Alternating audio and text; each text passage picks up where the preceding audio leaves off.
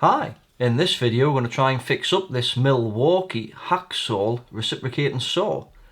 My elder son's seen this on Facebook Marketplace, I think it was, and he paid £20 for it. So I've got a fully charged battery here, so let's pop it in, see what it's doing. If the battery wants to go in, that is. There we go.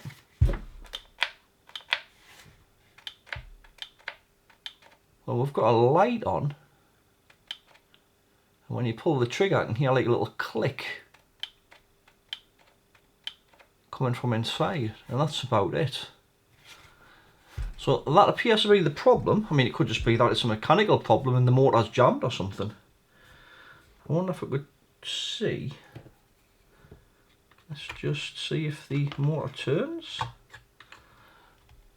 Yeah, well, the motor's turning in there. I'm sure this is a brushless, yeah. Right, so let's take it apart and see what's inside. Let's take the battery back off. And it looks like we've got a number of screws around the outside, which are a Torx T10. So let's remove those.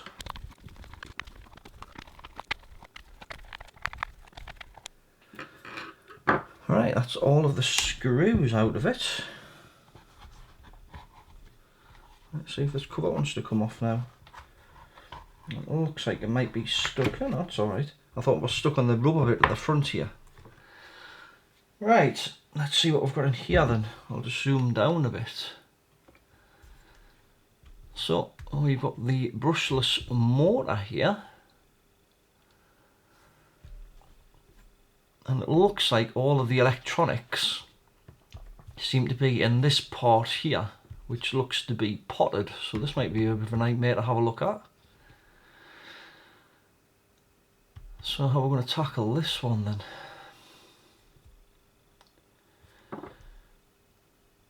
I wonder if we can get this out of the case, and so it might make it a bit easier just to have a look at. Let's see if this whole bit wants to come out.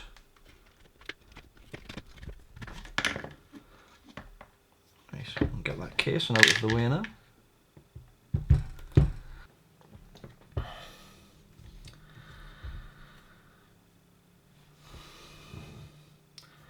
Well, looking at the motor, it doesn't appear that there's any MOSFETs on this. This just looks like a circuit board. And all of the other Milwaukee tools I've worked on in the past, they usually have the driver MOSFETs on the back of the board here, on the actual motor itself. Now it does appear that we may have some Hall effect sensors there, which could be those wires here. And those will be the 3 phases for the brushless motor. I mean, it could be something like a Hall effect sensor that's faulty. But generally what I've found with Milwaukee power tools is the fault's usually the MOSFETs. And in this case, they're probably under the heatsink. Either that or this uses a dedicated 3-phase motor driver possibly. I'm not sure what we're going to be able to do with this, if anything. Let's just have a poke at this resin, see if it's hard or soft. And it's actually seems to be quite soft, this. Because if it was hard resin, I think we've got no chance, but seeing as it's quite soft, we might be able to pick away at this and see if we can get the motor controller out.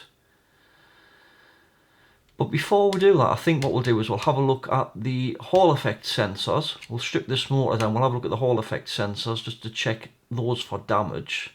And we might possibly be able to test them as well. So, I mean, the other thing it could possibly be, could be something in this switch here, maybe, but I doubt it.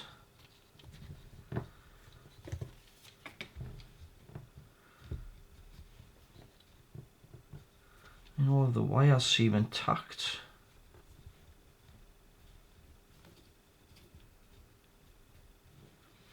Let's just try the battery back on.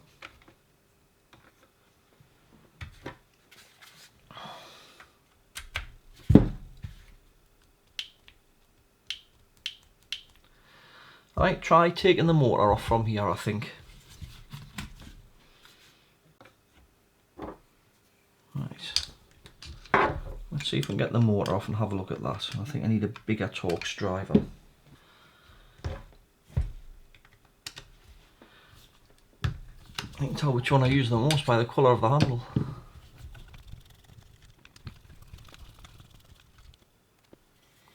I'll just flip this over.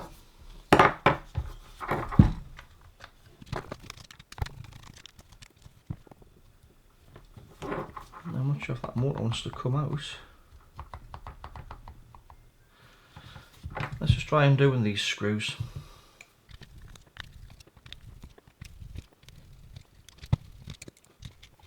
Let's see if this top comes off now.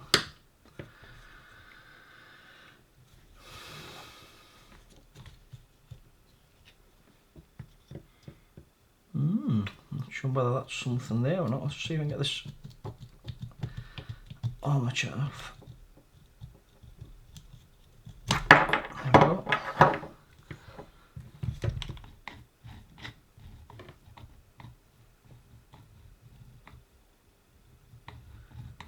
Not sure if that bearing in there feels a bit grumbly.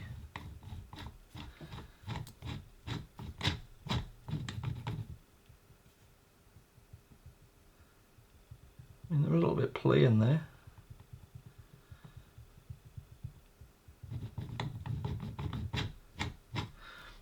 Well, that's not obviously the cause of the problem.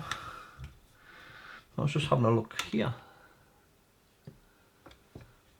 I wasn't sure whether that was some kind of burn mark or something, but maybe not. Let's just try cleaning that up a little bit.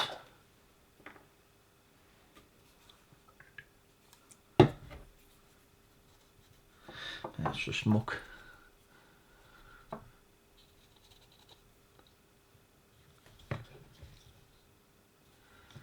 And there's the Hall effect sensors down there. So that actually looks intact, because I did have an angle grinder once where the centre rotor had moved back slightly, had worn away through one of these Hall effect sensors. But those actually look okay. I mean, I've got a feeling the problem's going to be in here.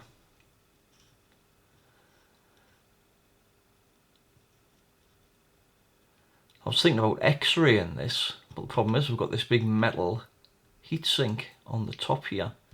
So all we see is just some outline of the metal heatsink pretty much. We wouldn't actually see what was under it. So I wonder if I can start picking away at some of this silicone stuff. I'm just going to see if I can find my little dental pick. Let's zoom out a little bit. Well, found a dental pick. Not sure how well this is going to work.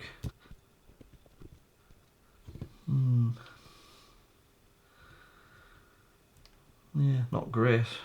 I mean, I think it's going to be possible, but I think it's going to take some time. Right, I think what I'll do, I'll have a go trying to get this out, and then I'll see how I get on, and then we'll continue the video a little bit later. Well, after a bit of persuasion, I did manage to coax it from its plastic shell here.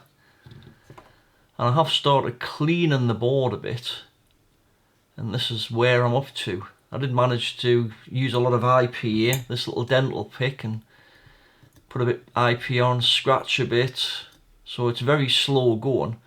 But one of the things that I have noticed is this is actually two circuit boards that are sandwiched together, and this silicone stuff has gone between them as well. So I'm not holding out a lot of hope for this one, so this just may end up being an autopsy, but we'll see what we can do. We'll see if we can separate these two boards without damaging them, but like I said, I'm not holding out too much hope, because I don't know if this is sort of socketed together as well, or whether those are soldered together. So I might try and desolder this first, and then see if I can prise these two boards apart. But what kind of gave it away was there's a screw here, for instance, but there's no screw hole there. The screw's actually there. You can just see the screw there goes through. So it looks like this side's the driver board, and I'd probably think this side is more the brains of the device, more like where the microprocessor and that'll be, and where all these sensors, like the Hall effect sensors, go to, and the signals from the switch. So power electronics on top and the low voltage stuff on the bottom, I think. Right, I'll continue with this and we'll see how we get on. Well, I've managed to clean up the back side of the board. It actually hasn't came up too bad. I don't think I've damaged any components. I mean, I wouldn't expect anybody else to go this far to fix one of these. They probably thought, oh, sod that and just throw it in the bin or sell it on eBay as spares or repair. I'm not sure how much a new one of these modules is, but I would hazard a guess it's probably going to be about the price of a new tool. Because you not just have to buy the circuit board, you have to buy this whole assembly. That's the way they normally work with Milwaukee things. And when I've priced things like this up in the past, I think for an extra £10 or so, you could have bought a whole brand new tool, so it wasn't even economical to go down buying the spares route. So I'll persevere with this a little bit more, and then we'll see how we get on. So I'm just testing out my new de-soldering gun. I got this from Amazon. It's got a big base station comes with it for controlling the temperature and where the vacuum pumping that is. And it was only £89. I thought it wasn't bad, and it seems to work quite well. If you fancy one, I've left some links in the video description along with some of the other tools that I use. Well, this is actually going a little bit better than I expected. I've actually managed to separate both of the boards. You can see the MPU down here, and I guess the motor controllers under here. So I'm going to try and pick away some of this, and then hopefully we'll be able to get this heatsink off and have a look, see what's under it. Now I've just been picking away at some of this stuff, and this 10 ohm resistor here, it just came off.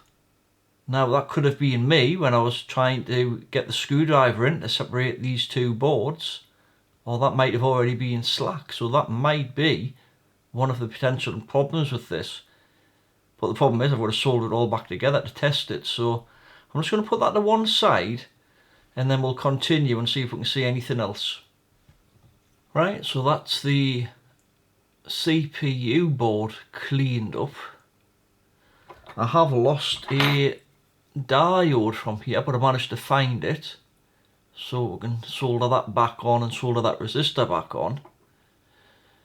And the chip here, I've just looked at it under the spyglass, and it's a DRV91670, and if you search that number you probably won't find anything. I think I did find, when I looked for one of those chips ages ago, it was a proprietary part or a custom part, which is like a MPU and 3-phase motor driver or brushless motor driver all built in one chip. And unfortunately you can't buy them. And even if you could, it's got code in it proprietary to Milwaukee, so if that chip is gone, it's game over pretty much. But at least now we can see some we can see some of the wires and what the functions do. You can see 3 wires here, which will be the Hall effect sensors and the ground and supply wires to them. These are from the trigger switch. There's 2 here go to the LED. And I think that's about it really. So the motor control must be done from here. Right, let's see if we can strip this other board down and we'll have a look at that. Right, I'm down to the screws. Some of the things I do here. So I think this will have MOSFETs on the other side, because that chip, which is the MCU and pre-driver, normally drives MOSFETs on the other tools that I've looked at. There's usually 6 MOSFETs, so I've got a feeling that's what might be on the other side. They might have 6 surface mount ones.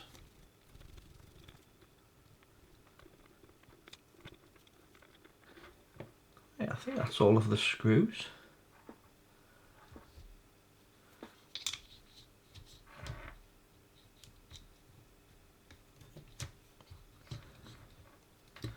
Let's see if we can get that black wire out of the way.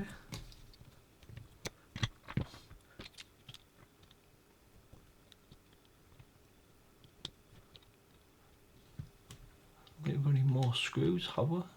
Unless there's a hidden one at the end here. Must be underneath all of this gunk here. There we go.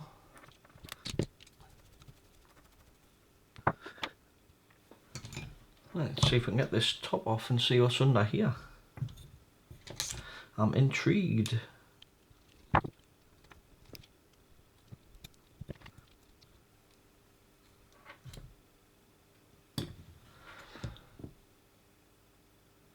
And indeed, we do have MOSFETs, and I've never seen any MOSFETs like this type before.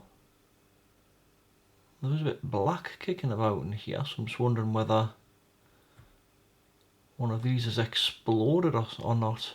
I might get this under the microscope so we can have a quick look at this. Right, I've got the microscope set up, and this is the TOMLOV 4K-AF Max microscope that I'm using. And one of the things that I've just noticed, let's just have a look at these other MOSFETs first, because it looks like the first one might be blown, that one there. The other ones potentially look okay, but if we just have a look down here, I'll just zoom in a bit more.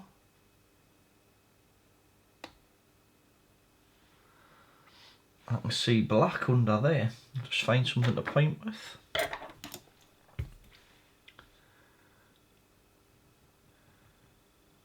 Under here. Now, unfortunately, I don't think you can test these MOSFETs without removing them, because if we look at this pad layout here, it looks like this is one connection, either the source or the drain, and then we've got the other connection around the edge here, and that's probably the gate pin. And that one definitely looks blown.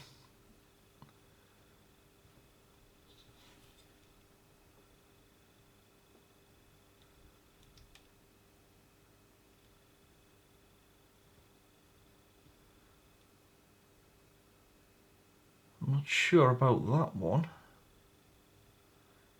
It's a bit hard to say.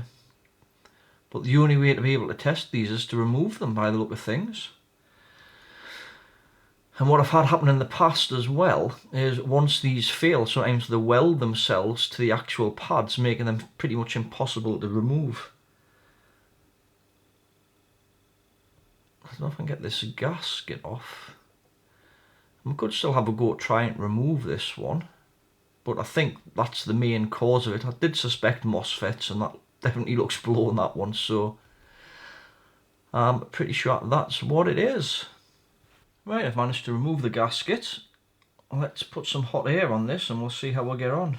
I've got a feeling I might melt these cables, but let's have a go. I might put a bit of flux on as well.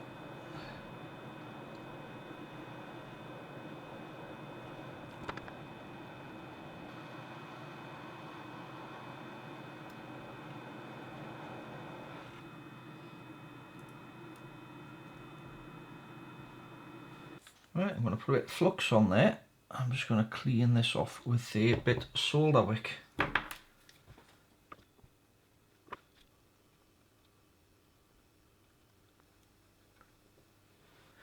Let's use a bit of IPA and a cotton bud. Well, it doesn't appear that any of the tracks have been damaged. I'll just see if I can get the MOSFET and we'll have a look at that. Definitely looks like something's gone on with those pads there. It's stuck to my tweezers now.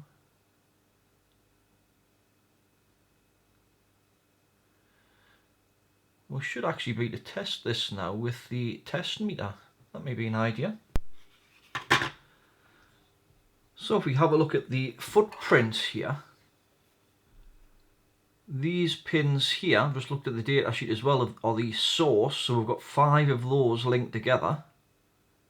The outside pins here, or the case, is the drain, and this pin here is the gate. So the gate pin should be that one there, if we sort of like flip that upside down. So let's get the meter on it. So that's the gate pin there. We've got 8 ohms. 8 ohms. But then we've got a reading here.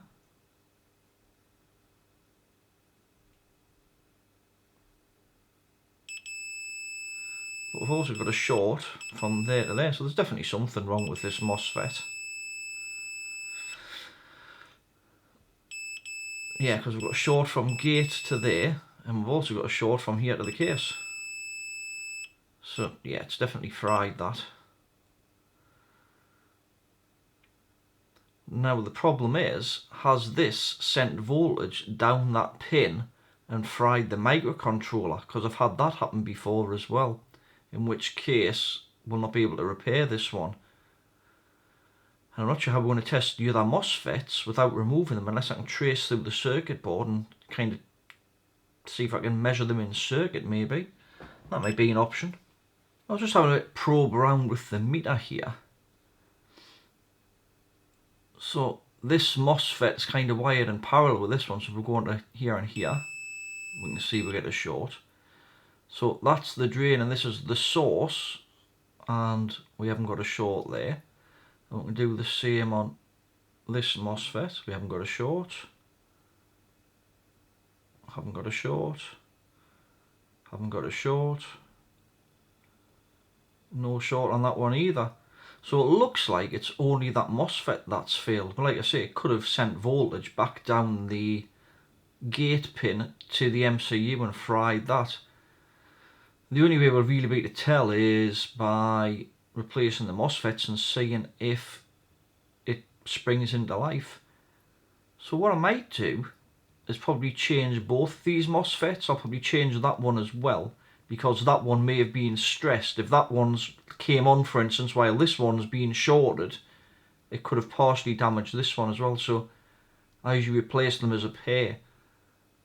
So I'll see if I can order a couple of MOSFETs, and then when they arrive we'll fit them and see what happens next.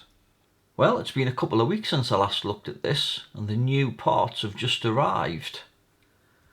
I've also removed the MOSFET that was in this position here, and I've tinned the pads up. I've also tinned the pads up here. Now I did lose a little bit of the solder mask here, but all of these pins here are all joined together anyway. There's only one pin here, that's the gate pin, that needs to be separate, and the other 5 pins are all connected in anyway, so it shouldn't really make a lot of difference. So I'll get it under the microscope and we'll try fitting these new MOSFETs. So I think I'll preheat the board first, and there's one of the new MOSFETs there.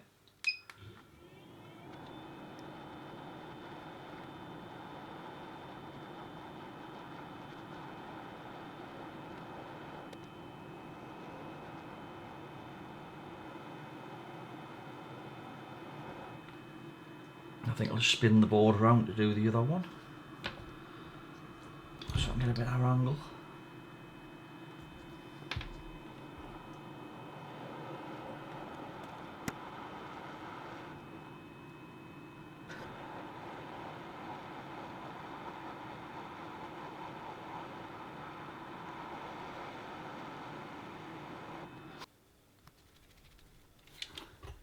Right, that's the heatsink back on. Next thing I need to do is resolder these 2 boards back together.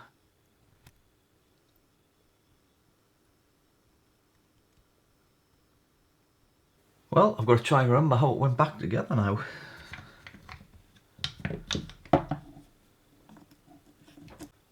So when you reassemble this, there's like a little groove in this part here that's got to go into this part here. Otherwise the motor doesn't go together properly.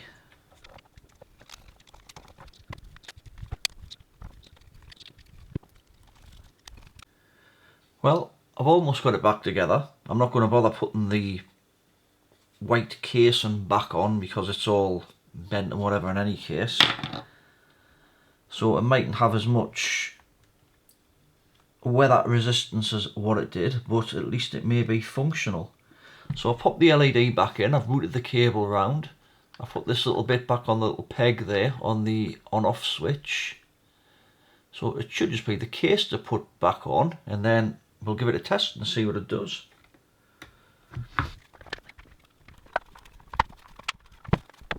Right, I'll pop the screws in.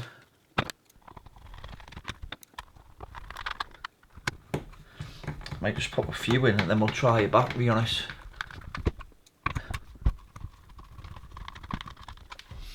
Let's put one more in the back here for now. Right, I'll go and grab a battery. Right, back with the battery. So let's see if it does anything now then. And the battery doesn't want to go on. I haven't got the battery terminal quite in line. It must have moved and I put the top casing on. Hopefully I can just undo the bottom bit here. Like so. Right, let's see if it does anything now. Well, we've got the light on.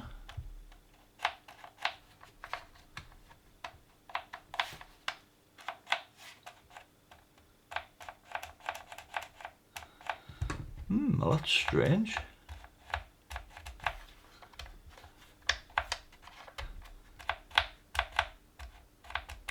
It's like it's not recognising the trigger. I wonder if one of the wires or something's came off, or if we've damaged something else. And we've had the circuit board out trying to pick all that goo off. Well, it's still not working, so I need to have another look at it. So I've took it apart and I've discovered the trigger's actually okay. It's not the trigger. So when you press it, the light comes on. You just have to wait for it to reset for a little while and then press the trigger. But unfortunately what I have discovered is when you keep pressing the button, the only thing that's getting hot on the board is the microcontroller. And every time you press the button, it goes up an extra couple of degrees. I mean, it's about 39 there, and that's looking through the circuit board because I can't really get the thermal camera in there. So the actual chip's going to be hotter. And every time you press the button, it increases a couple of degrees. So the microcontroller on here is actually a microcontroller and motor controller integrated in one chip. And sometimes what happens is when the MOSFETs fail, it sends the 18 volts down the gate pin and into the motor driver part of the microcontroller chip here. And I think unfortunately that's what's happened with this one. And because it's a custom part that you can't buy, and it's got firmware in, even if you could get a hold of one of the chips, you would need the firmware to program it to obviously monitor the battery and whatever else it does. So unfortunately, no fix on this one. But I mean, we'll give it a good go, and that's all you can do, I suppose. So, right, if you enjoyed this video, please give it the thumbs up. If you want to see more like it, please subscribe. Any comments or questions, leave it in the comments section below. And as always, have a great day. Thanks for watching.